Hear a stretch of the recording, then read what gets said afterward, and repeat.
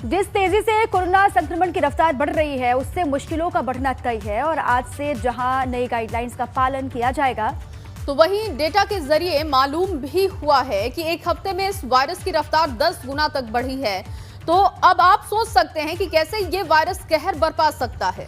बिल्कुल जया, और इतना ही नहीं, धीरे धीरे ही सही लेकिन अब राजनेताओं के जो तमाम कार्यक्रम प्रस्तावित थे वो रद्द किए जा रहे हैं। बिल्कुल, कोरोना के मामले जब बढ़ने लगे तो अब अलग अलग राजनीतिक दलों की तरफ से कार्यक्रम भी रद्द किए जा रहे हैं। हालांकि आज से नई गाइडलाइन भी जारी हो जाएगी। दीपा,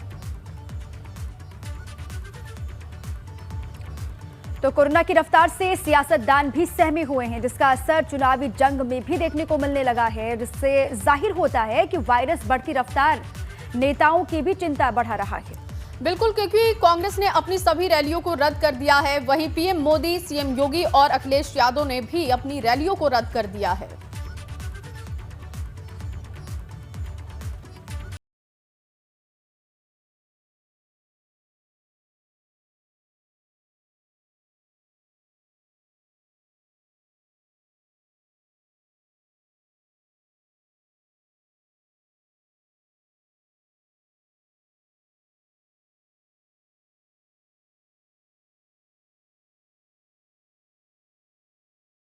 कोरोना का डर, माननीयों की रैलियां रद्द।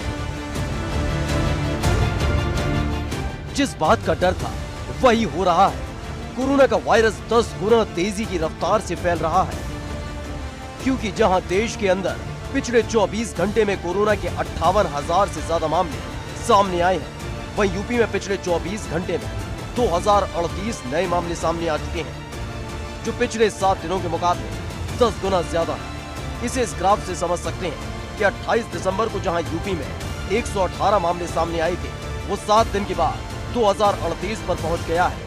ये रफ्तार न सिर्फ डरा रही है बल्कि आने वाले संकट की तरफ इशारा कर रही है, क्योंकि जहां एक तरफ कोरोना की रफ्तार बढ़ रही है, वहीं दूसरी तरफ जिंदगी फिर से लॉकडाउन में कैद हो रही है। नाइट कर्फ्यू की पाबंदियां बढ़ाकर रात 10 बजे से सुबह 6 बजे तक कर दी गई हैं। जिम और स्विमिंग पूल बंद कर दिए गए हैं। सिनेमा हॉल में 50% से ज्यादा लोग नहीं होंगे। शादी समारोह और धारा 144 जैसी बंदिशें पहले से ही लागू है। लेकिन मुद्दे की बात यह है कि क्या कोरोना पर ब्रेक लगाने के लिए ये कदम काफी है, क्योंकि सबसे बड़ा सवाल चुनावों में हो रही रैलियों का है, जिनमें उमड़ रही भीड़ कोरोना को खुला न्योता दे रही है। हालांकि इन सब के बीच कांग्रेस ने बड़ी पहल की है। कोरोना के संकट को देख अपनी सभी रैलियां रद्द कर दी हैं और चुनाव आयोग से बड़ी रैलियों पर रोक लगाने की अपील की है। कोरोना का प्रकोप बढ़ने की आशंका से उत्तर प्रदेश कांग्रेस कमेटी ने मुख्य निर्वाचन आयुक्त को पत्र लिखा है। उस पत्र में कांग्रेस कमेटी ने कहा है कि रैलियों और जनसभाओं पर रोक लगाई जाए। कांग्रेस कमेटी की तरफ से यह सुझाव भी दिया गया है कि रैलियों और जनसभाओं की जगह छोटे छोटे सम्मेलन, नुक्कड़ सभा, चौपाल, वर्चुअल मीटिंग और डोर टू डोर कैंपेन जैसे आयोजन कराए जाएं। कांग्रेस की अपील पर चुनाव आयोग का कोई जवाब नहीं आया है, लेकिन रैली रद्द होने का दौर शुरू हो गया है, क्योंकि प्रधानमंत्री मोदी को 9 जनवरी को लखनऊ आना था, लेकिन अब ये रैली रद्द हो गई है। मुख्यमंत्री योगी को गुरुवार को नोएडा और मुरादाबाद जाना था, ये भी रैली रद्द हो चुकी है। इतना ही नहीं, नितिन गडकरी को बुधवार को बड़ी सौगात देने कानपुर जाना था, लेकिन नहीं गए और लखनऊ से ही सौगात दे दी। हालांकि रैली रद्द करने के पीछे किसी भी राजनीतिक दल ने कोरोना को जिम्मेदार नहीं बताया है, बल्कि मौसम को बताया है। मतलब जो भी रैलियां रद्द हुई हैं, उसके पीछे मौसम वजह है। उससे भी हैरानी की बात यह है कि कांग्रेस ने कोरोना को देख जो रैलियां रद्द की हैं, उसमें कुछ नेता जीत हार देख रहे हैं। उनके पास चूंकि जमीन कहीं नहीं है, आदमी कहीं नहीं है, तो रैली कहां से करेंगे। इस नाते वो अपनी रैली को इस प्रकार का रूप ले रहे हैं।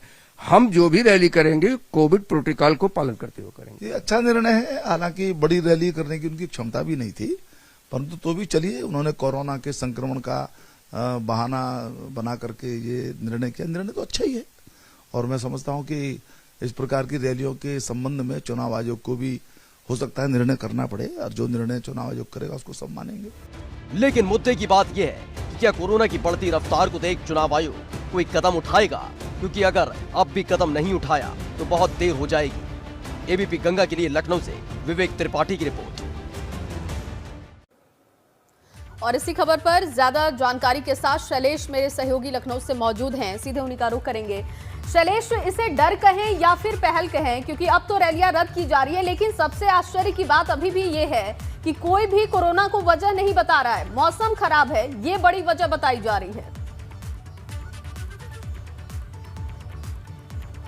देखिए, जिस तरह से कांग्रेस की तरफ से निर्वाचन आयोग को पत्र लिखा गया, उसे डर की जगह अगर पहल के रूप में देखा जाए तो बेहतर होगा, क्योंकि हालात जो थे लगातार एबीपी गंगा भी इस चीज को दिखा रहा है कि जिस तरह के हालात है इसमें रैलियां, ये चुनावी सभाएं कितनी खतरनाक हो सकती है। और ऐसे में अगर कांग्रेस की तरफ से पत्र लिखा जाता तो उसे एक पहल के रूप में देखना चाहिए। दूसरी चीज कि अगर हम देखें बाकी राजनीतिक दल अगर इस तरह से इस पहल के ऊपर अपनी टिप्पणी करते हैं तो कहीं ना कहीं दूसरे दल को वो और ज्यादा प्रोवोक करने का काम कर रहे हैं, ये कहकर कि उनकी क्षमता नहीं है। किसी की क्षमता है या नहीं वो एक अलग की बात है, लेकिन फिलहाल जो हालात है वो यही कहते हैं कि ये रैलियां, ये चुनावी सभाएं जो हैं वो कहीं ना कहीं आम जनता की जान को मुसीबत में डाल सकती हैं। जिस तेजी से केस बढ़ रहे हैं उसमें ये चुनावी सभाएं, देखिए जैसा अभी हमने बयान सुने कि चुनावी सभाओं में कोविड प्रोटोकॉल का पालन होगा, लेकिन ये किसी से छुपा नहीं है कि इन रैलियों में, इन सभाओं में कितना कोविड प्रोटोकॉल का पालन हो पाता है, चाहे किसी भी दल की हो, चाहे वो भाजपा की हो, आम आदमी पार्टी की हो, सपा की हो, कांग्रेस की हो, बसपा की हो, किसी की भी हो, सबकी रैलियों को